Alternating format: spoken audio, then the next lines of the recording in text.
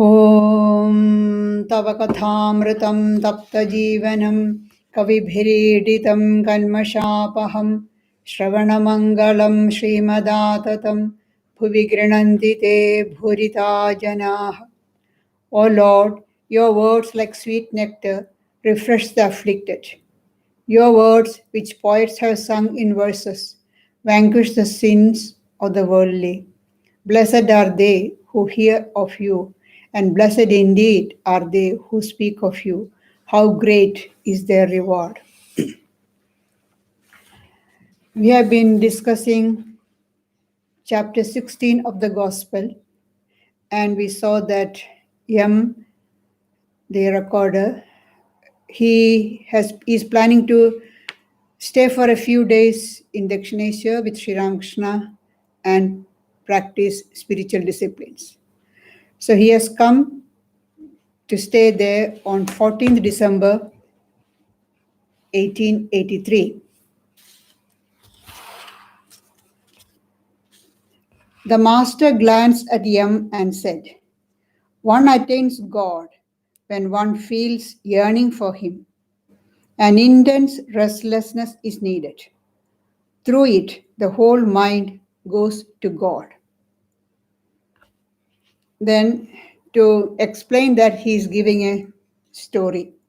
A man had a daughter who became a widow when she was very young. She had never known her husband. She noticed the husbands of other girls and said one day to her father, "Where is my husband?" The father replied, "Govinda is your husband." It's one of the names of Sri Krishna. "He will come to you if you call him." At these words, the girl went to her room, closed the door, and cried, "O Govinda," saying, "O Govinda, come to me, show yourself to me. Why don't you come?" God could not resist the girl's piteous cry and appeared before her.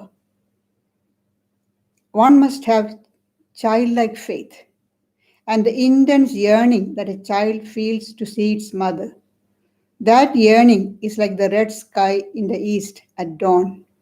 After such a sky, the sun must rise.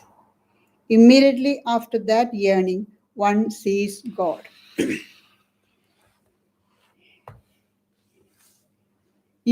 Speaking about yearning to see God, Swami Shivananda says, what is wanted is intensity, yearning, and sincerity. Once you have yearning in your mind, success is at hand. All this does not happen in a day. Persist in your efforts with determination, and everything will come out in due course. We often think that, if you pray for a few days, if you call on God for a few days, do japa for a few days, meditation for a few days, we should have God realization. But they all say, it doesn't happen in a day or two. We have to continue, persevere in our effort. And this Sri Ramakrishna gives a story of the young girl calling on God and God appearing to her. It's just not just story. It has happened. It happens even now. When Swami Brahmananda, one of the disciples of Sri Ramakrishna, who was the first president of the Ramakrishna Mutt, he was staying in Calcutta at the home of Balaram Babu, or what we call Balaram Mandir. One day at noon, the Swami had finished his lunch and gone to the room to rest. His attendant was sitting in front of the room outside when a young girl came with her brother, and she wanted to meet Swami Brahmananda, whom we usually refer to as Maharaj. The attendant told the girl that he is resting, so he won't be able to meet her now. But she pleaded, "Please, I'll just do pranam, I won't take much time." And then she added that Swami Sharadananda from Udbodhan had sent her to Swami Brahmananda. Hearing that she was sent by Swami Sharadananda, the attendant went inside and told Maharaj and Maharaj agreed to see the girl. And she was taken to the Swami. She did pranam and started weeping. And immediately, Swami Brahmananda looked at her and went into an ecstatic mood. After some time, looking at her very compassionately, she said, "Get up, my child. Tell me what happened." The girl got up but could not speak because she was still sobbing. And then, looking at the picture of Sri Ramakrishna on the wall, she said, "He asked me to come to you." Then the Swami asked for further details. Then she told her story. She was married when she was 14, and within 2 weeks, her husband died. Now, at that time, the life of a widow is really, really bad. There is no hope. So, this girl, with her whole life in front, she was really upset and started praying to God. "Oh God, what shall I do? What will happen to me? Please help me. Please guide me." And she kept on praying like this for a year. And after that, one day, in a dream, Sri Ramakrishna appeared before her and said, "Why are you crying like this? Go to Bagh Bazar. There my son Rakhal is there. Go to him. He will help you." The girl didn't know who Sri Ramakrishna was or who is Rakhal. Anyway, she knew this is a holy man. And she didn't tell anything to her in-laws and then came to her mother. And her mother had heard about Sri Ramakrishna, and thus she came to Bagh Bazar. And there she came with her brother and inquired whether there are any holy men living there, and some people directed her to Udbodhan, what you call Mother's House, where she met Swami Sharadananda, and Swami Sharadananda directed her to Swami Brahmananda. And Swami Brahmananda gave her spiritual initiation and gave her instructions and asked her to lead a spiritual life. So this intense yearning, if we have, God will appear before us. It is not just a story, it happens. The heart must pant and pine for God. Only then God will appear. Simply just spare 10 minutes prayer every day, this is not going to help us. We have to have real yearning. As Sri Ramakrishna said, we must pant and pine for God as though we are panting, as we pant for breath of air. And this yearning cannot be taught. It has to come of itself. But that takes time. When it is right time, when the time is ripe, then the yearning will come. But that saying that yearning will come when time is ripe, we sit quietly without doing anything, then time won't come. So we have to keep on doing our spiritual practices, and then slowly the mind gets purified and the intensity of the yearning increases, love for God increases, and then we come to a stage when we feel that we cannot live without realizing God. That's what happened to Sri Ramakrishna. He showed through his life. When he was worshipping Mother Kali in the temple, he wanted to see whether she is a living deity or just a marble image.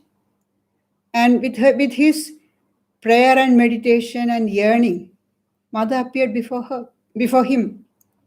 But he had to go through a long struggle for that.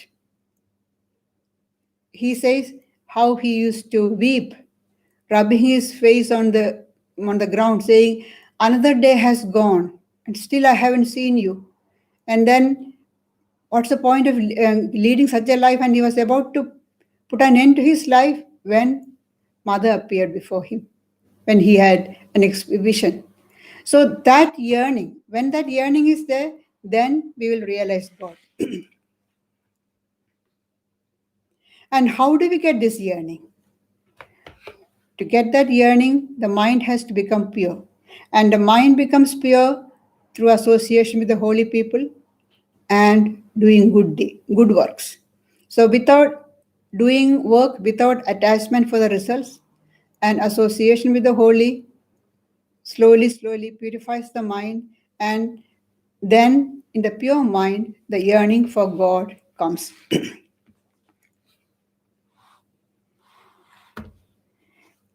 An example in the um, epics is the yearning of Draupadi. There is a Hindi song which says, "Log kahate hai Bhagavan aate nahi, Draupadi ki tarah tum bulate nahi." People say the Lord does not come to you because you are not calling like Draupadi. Draupadi, when she was about to be disrobed, there is nobody to help her. In desperation, she called with her whole heart, one pointedly to God, and He came to His rescue. So, if we call on God with great intense earning, He will come. Surely He will come. There is no doubt about that.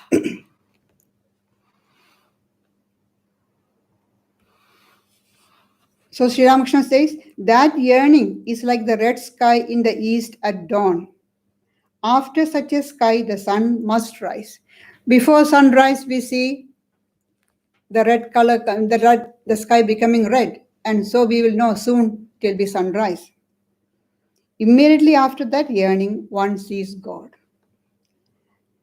Let me tell you the story of a boy named Jadila. He used to walk to the school through the woods, and the journey frightened him. One day he told his mother of his fear.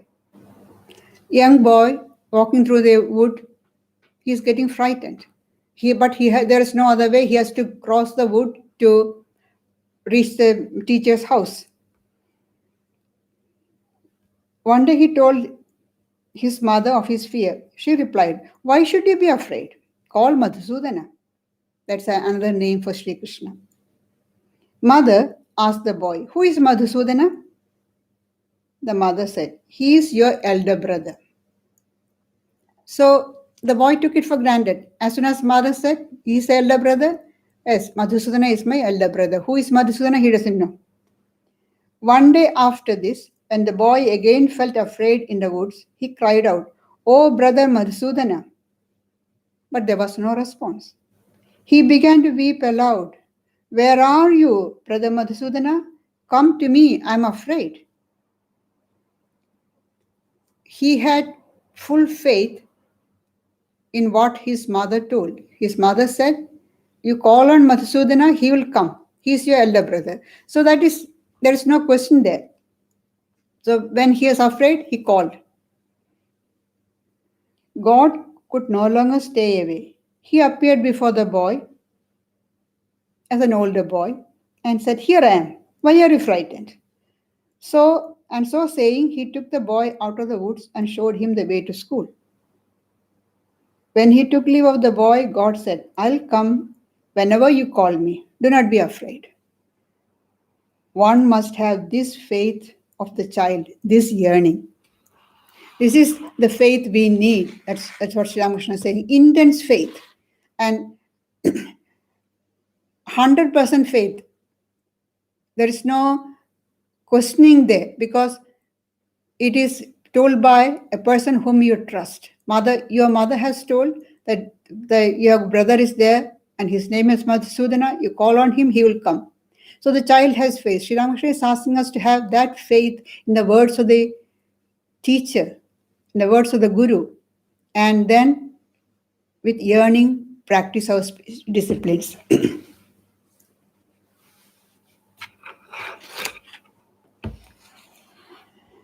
Late in the afternoon, Sri Ramakrishna was talking to Yam. They were standing on the south side of the Nahabad. "Master, where will you sleep? In the hut in the Panchavati?" In the Panchavati in Dakshineshwar, Sri Ramakrishna has did most of his spiritual practices there, sadhanas. And there's a hut in the Panchavati where he did his Advaita sadhana, where he attained Nirvikalpa Samadhi. So he's asking where M is going to sleep. Will you sleep in the hut in the Panchavati? M. Won't they let me have the room on the upper floor of the Nahabat? M selected the Nahabat because he had a poetic temperament. From there, he could see the sky, the Ganges, the moonlight, and the flowers on the garden. So M thought that may be a better place to sleep than the hut in the Panchavati. Master, oh, they will let you have it. But I suggested the Panchavati because so much contemplation and meditation have been practiced there, and the name of God had been chanted there so often. Sri Ramakrishna planted the trees in the early days of his stay there, and they grew the grove called Panchavati. And then in that thick grove, he used to sit there that after his worship in the Kali temple, spend the time, daytime, where in the free time in day during the day, and whole night he used to sit there and do meditation. So much of spiritual practices has gone there. The whole atmosphere of Panchavati is full of spiritual vibration. That's why Sri Ramakrishna wanted Yam to stay in the hut in the Panchavati. But because of his poetic temperament, he chose the Nahabat. Late at night, M sat alone in the Nahabat. The sky, the river, the garden, the steeples of the temples, the trees, and the Panchavati were flooded with moonlight. Deep silence reigned everywhere, broken only by the melodious murmuring on the Ganges. M was meditating on Sri Ramakrishna. At 3 o'clock in the morning, M left his seat. It seems he had very little sleep at night. He proceeded toward the Panchavati as Sri Ramakrishna had suggested. He did not care for the Nahabat anymore and resolved to stay in the hut in the Panchavati. So those who have been to Dakshineshwar knows it's a very short distance from the Nahabat to the Panchavati. So he's walking towards the Panchavati. Suddenly, he heard a distant sound, as if someone were wailing piteously, "Oh, where art thou, brother Madhusudana?" The brother Madhusudana, where are you? That's from the story that Sri Ramakrishna said. The light of the full moon streamed through the thick foliage of the Panchavati, and as he proceeded, he saw at a distance one of the master's disciples sitting alone in the grove, crying helplessly, "Oh, where are you, brother Madhusudana?" Silently, M watched him. That was Ratu Maharaj, Swami Adbhutananda. Just as Sri Ramakrishna said, having full faith, he is crying to the Lord. Faith in the words of the Guru. Sri Ramakrishna said, you cry to the Lord, he will appear. So he is crying, where are you, Brother Madhusudana? Now we come to the 2 days later, December 16th. In the afternoon, 4 o'clock in the afternoon, Mr. Mukherjee, a relative of Pranakrishna Mukherjee, arrived in the company of a Brahmin well versed in the scriptures. Mukherjee, I am very happy to meet you, sir. Master, God dwells in all beings. He is the gold in all. In some places it is more clearly manifest than in others. God dwells in the worldly minded, no doubt, but he is hidden there like gold under deep layers of clay. God dwells in all beings. Then what's the difference between people and people? Then why do we respect holy people? Why do you say we associate with the holy people? What's the difference then? There, God manifests more. God is the gold in all. That's what Sri Ramakrishna says. God is present, but in holy people, He manifests more. Whereas in the worldly minded, is covered. The presence of God is covered with worldly mindedness, impurity. Impurity of the heart covers the presence of the Lord. So the presence is not manifested. We are not able to feel the presence of the Lord. That's all. That's the only difference. Addressing Mr. Mukherjee, Sri Ramakrishna said, "You are rich and still you call on God. That's very good indeed. It is said in the Gita that those who fall from the path of yoga are born in their next birth as devotees of God in rich families." Mr. Mukherjee quoted the line from the Gita. In the Bhagavad Gita, in the 6th chapter, we see Arjuna asking Sri Krishna, what happens to one failing to gain perfection in yoga? That is, practicing spiritual disciplines, striving to attain union with God, but has fallen short and dies. So what happens to such a person? Does he lose everything? Losing this world and that world? That's Arjuna's question. Doing spiritual practices, so was not enjoying the pleasures of the world, at the same time didn't attain union with God. So what happens to that person?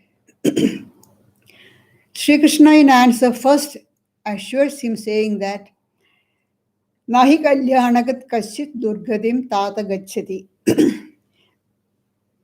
A good person never comes to grief. Whoever has done good deeds will never be destroyed, never comes to grief. So what happens to such a person? Yoga Prishta. Yoga Prishta, what happens? Sri Krishna says, the one who falls in the path of yoga, in the next birth, will be born in the home of pure and prosperous people. That's one. Or in the home of wise yogi, in the family of a wise yogi. There are two choices. Either they will be born, those who fall from the path of yoga, they may be born in the home of pure and wealthy parents or as a child of wise yogi. They may be poor, but they are intensely devoted to God. Here, Sri Ramakrishna is telling to Mr. Mukherjee, he is a rich man, so he's saying, you are rich and still you call on God. That's very good. It is said in the Gita that those who fall from the path of yoga are born in their next birth as devotees of God in rich families. So, for being born in the family, rich family of devoted parents, they continue the unfinished work, continue the spiritual disciplines they were doing in the previous life. They may not remember, but the samskaras, inherent tendencies will force them to go further on the spiritual path. So this idea of reincarnation is a speciality of Hinduism, Buddhism, and Jainism. And when a person dies, the soul leaves the physical body, taking the subtle body and the causal body. Subtle body consisting of all the impressions of past actions, actions of present life and past lives. So we say death is not the end. What a person has done in this life, whatever spiritual disciplines have done in this life, is not lost. In the next life, we continue from where we stopped and continue and go forward. Even if you are not remembering thing, the what that you had done spiritual disciplines of previous life, still the subconscious mind will take the person in the right direction. And the second one Shri Krishna says is they may be born in a family of wise yogi, but then he adds that is very rare in on earth. Usually those who are yoga prashtas, you fall from the path of yoga, are born of pure parents in rich families so that they don't have to worry about maintaining themselves. It's provided for them. So they can use all their energy and time for spiritual practices. Now the question comes, why should one slip from the path of yoga? So Mr. Mukherjee asks, why does one deviate from the path of yoga? Master, as the saying goes, in my mother's womb, I was in the state of yoga. Coming into the world, I have eaten its clay. The midwife has cut one shackle, the navel cord. But how shall I cut the shackle of Maya? In mother's womb, I was in the state of yoga. The That's the idea. Baby, the unborn baby in the mother's womb is still in union with God. But when it comes out, it's enveloped by Maya. So how to get rid of that? In Sri Ramakrishna speaks the same, gives the same idea why one falls on the path of yoga. And exactly the similar words he uses to another Mukherjee. There are two brothers, Mahendra Mukherjee and Priyanath Mukherjee. They are also quite well off. And Sri Ramakrishna tells them also the same thing. You are rich, still you are devoted to God. Those who fall from the path of yoga are born in rich family of devoted parents. So they ask the same question, why do you slip from the path of yoga? The one of the obstacles on the path of yoga is desire, attachment. So Sri Ramakrishna says, while thinking of God, doing spiritual disciplines, one may feel craving for material enjoyment. So that desire for enjoyment is the one that takes one off the path of yoga. So what is the way then? There is no hope of salvation as long as there is hankering for worldly enjoyments. An example Sri Ramakrishna gives is the child is busy playing with toys. So the mother is busy herself with the household chores. But when the child gets fed up with the play and throws away the toys and cries for her, then the mother put out aside her work and come and take. So as long as we are busy with our enjoyment in the worldly life, enjoying the worldly pleasures, the Divine Mother says, all right, go on enjoying, but only when we give up the enjoyment, hankering for this enjoyment and cry for God, then God comes.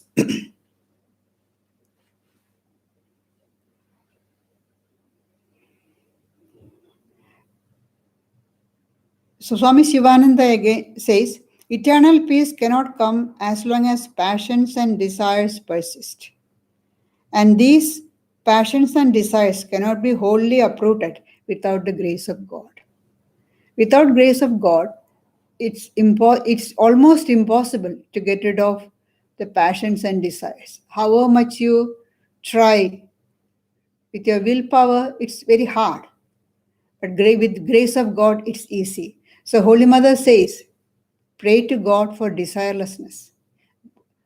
We pray to God for this and that, give long list. Instead of that, pray for desirelessness. Then it's God's duty to do everything for us.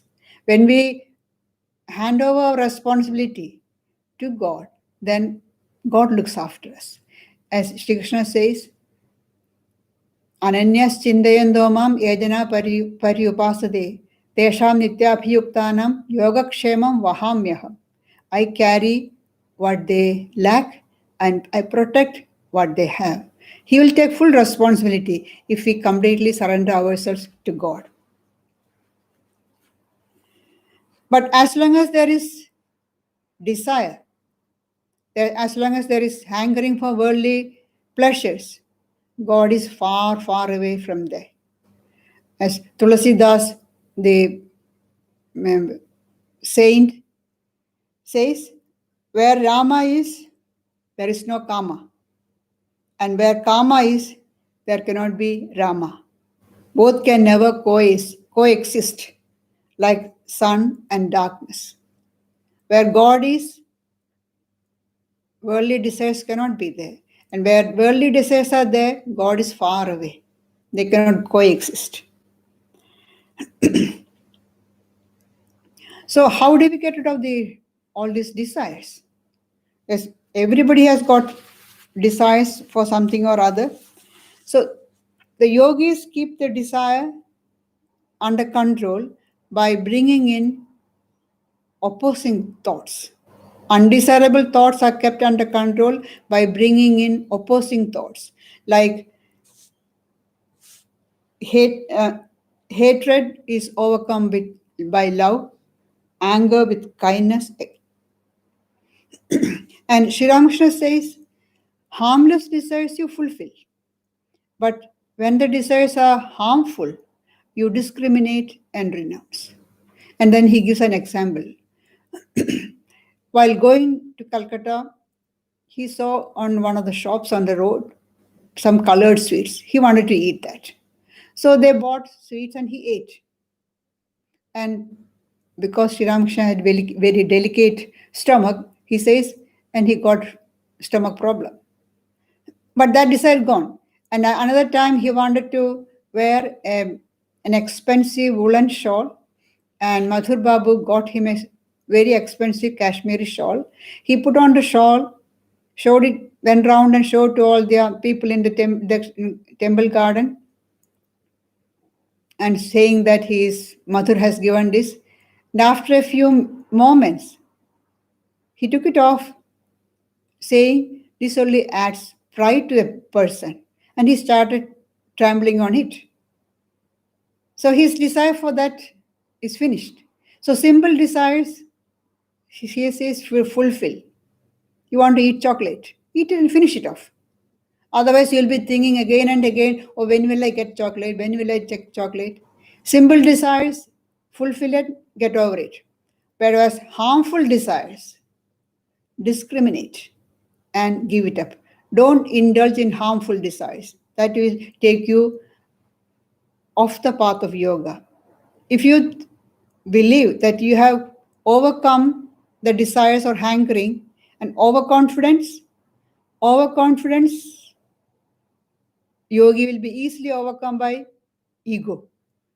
The moment you are overconfident and let down your watchfulness, that is it. That's the time you slip from the path of yoga. That is why the Upanishad says the spiritual path is sharp edge of a sharp blade. It's very hard to cross. Always we have to be alert and watchful. Desires lead to attachment, and attachment is a great obstacle. Patanjali lists ignorance, egoism, attachment, aversion, and the desire to cling to life as obstacles to yoga. But this can be removed or this can be overcome. These obstacles can be overcome, according to Patanjali, by the practice of Kriya Yoga, which he describes as tapas, swadhyaya, and Ishvara pranidhana. Tapas is austerity or self-discipline, swadhyaya, study of scriptures, and Ishvara pranidhana, giving up the results of actions to God.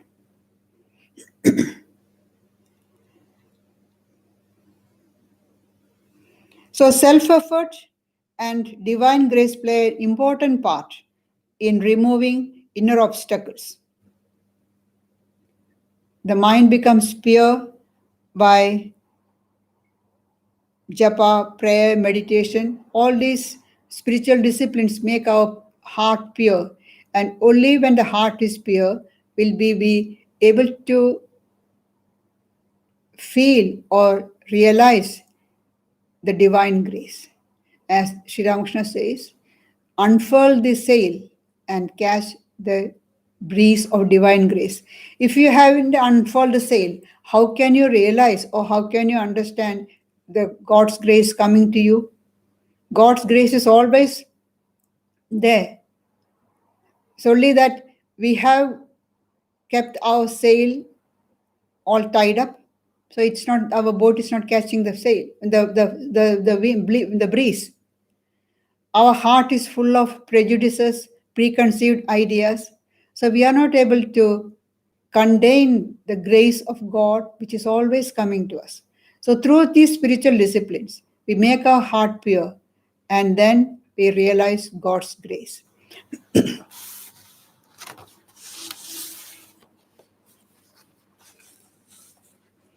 Then Mukherjee asks,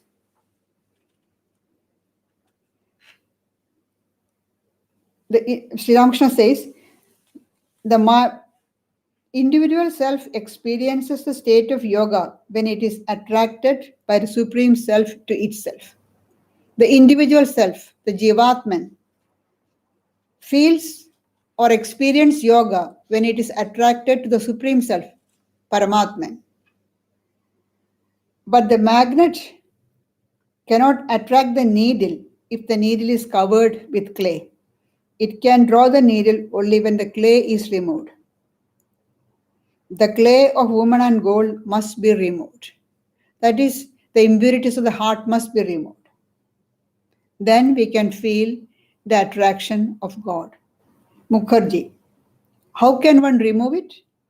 Master, weep for God with a longing heart. Tears shed for him will wash away the clay. When you have thus freed yourself from impurity, you will be attracted by the magnet. Only then will you attain yoga. So weep for God with a longing heart. That's Sri Ramakrishna is saying again and again, the only way is longing, in intense yearning. Then with that intense yearning, if you can weep for God, then the impurities will be removed from the heart and God will manifest himself. Thank you.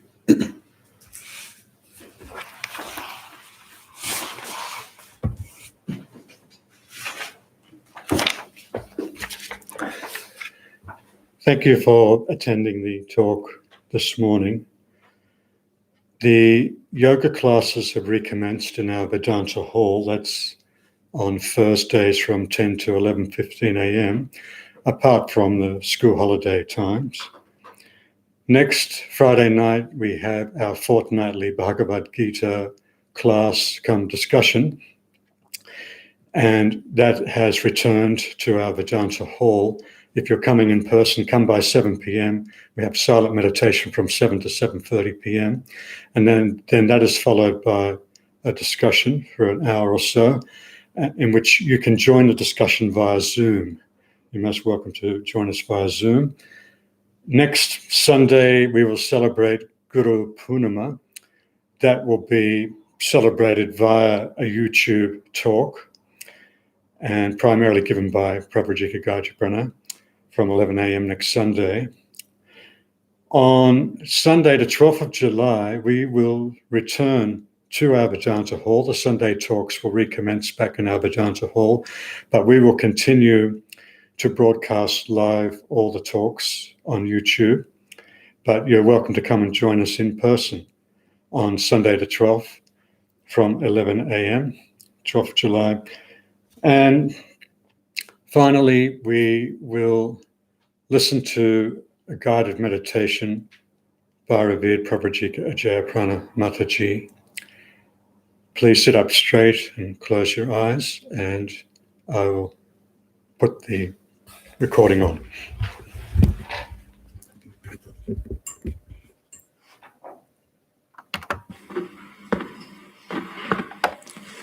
O Lord of supreme glory, the one and only one existence behind this fleeting scenes of creation. This is my prayer, offered at thy holy feet in these few moments of silence. May I seek only that which is everlasting. May all my thoughts, words, and deeds reflect thy glory. May I be guarded from all meanness and selfishness. May thy power and strength flow through my veins, rejuvenating me with thy divine presence. May my heart be filled with thy peace and purity. Life is activity. Action brings its wake fetters of bondage, which again drag us into a faster life and more activity. But when the body and lower part of the mind are engaged in action, if the inner core of the mind is kept in constant touch with the fullness of the spirit within, the fetters of the world fall off. Let us try to meditate in these few moments of silence upon the tranquility and detachment that the great souls of all countries, of all ages, enjoyed.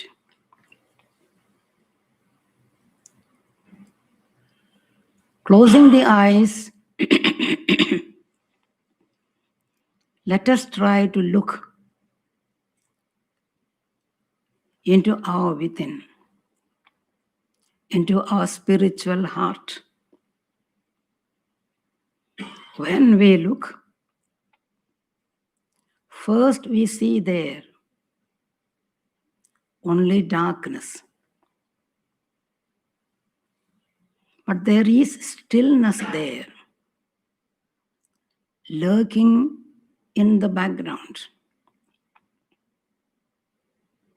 Having faith in the fact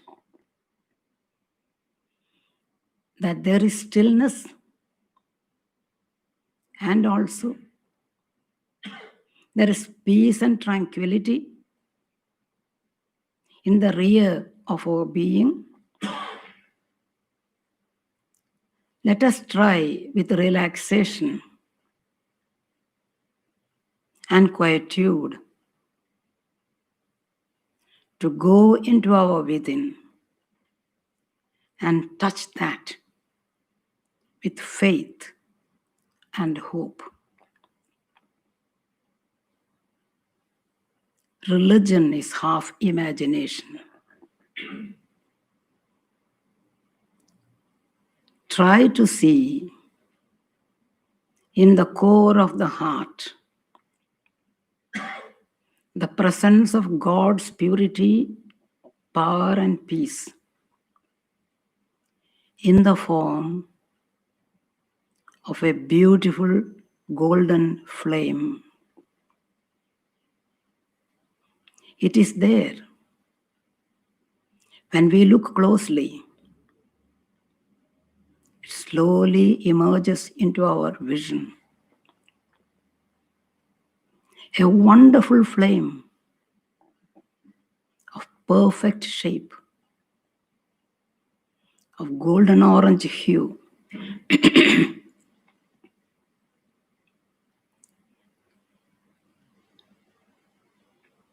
It is there. When we look closely, we can feel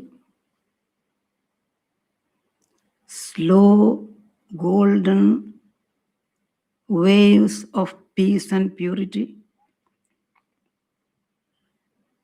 flowing out of the flame into all parts of our heart. Our heart is slowly getting filled with the golden glory that comes out from that perfectly shaped flame.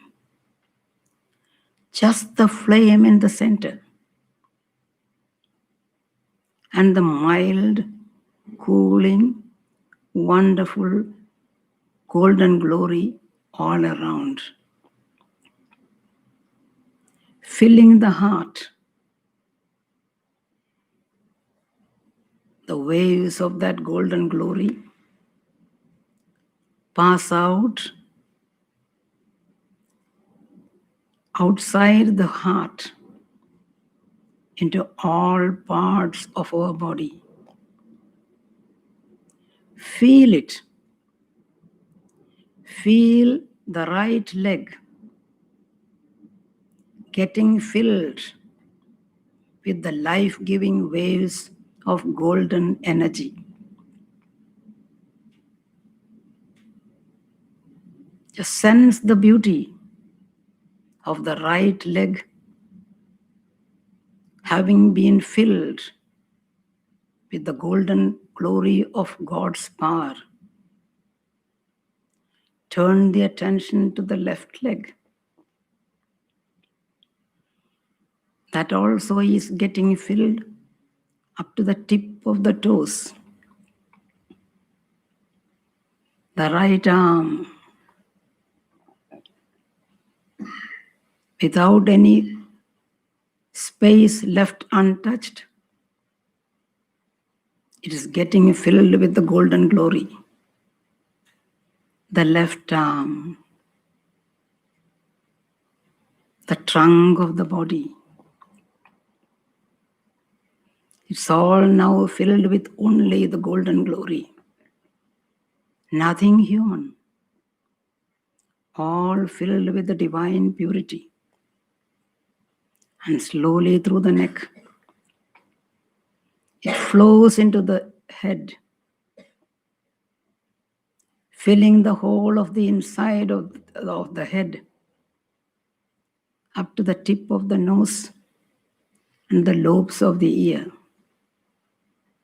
Now, our whole body is filled with the golden beauty of God's power and purity. It's tingling through our veins. It's pulsating in every part of the body. Slowly, the golden waves come out through every part, every pore of the body, and cover our body like a thin mantle of peace and beauty. Feel that your whole body is covered in a thin golden film. It's hovering around you.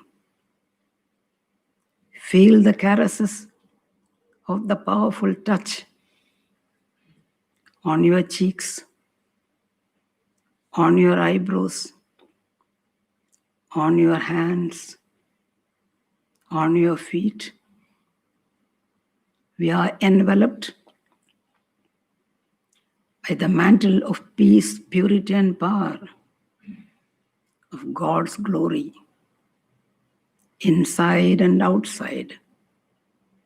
Nothing but God's presence, God's power, the beatitude of being enveloped within the arms of God, being filled with the presence of God. Let us try to keep ourselves in this state of perfect equilibrium, being covered by the mantle of godliness, being filled with the power of God's glory.